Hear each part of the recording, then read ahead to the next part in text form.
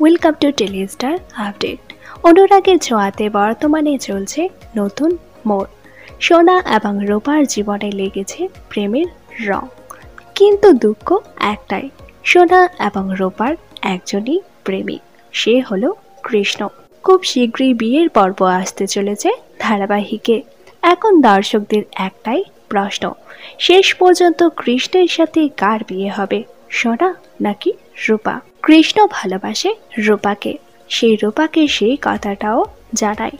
অন্যদিকে সোনা কৃষ্ণকে ভালোবাসতে শুরু করেছে, সে তার মাকে জানায় সে কৃষ্ণকে ভালোবাসে।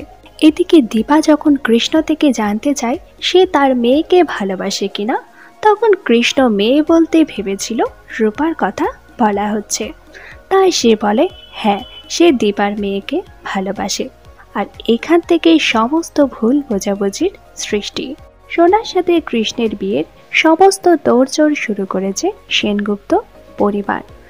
যখন সমস্ত সত্যি আস্তে আস্তে রূপার সামনে এসেছে, সমস্ত সত্যিটা জানতে পারার পরেও রূপা চুপ করে যায়।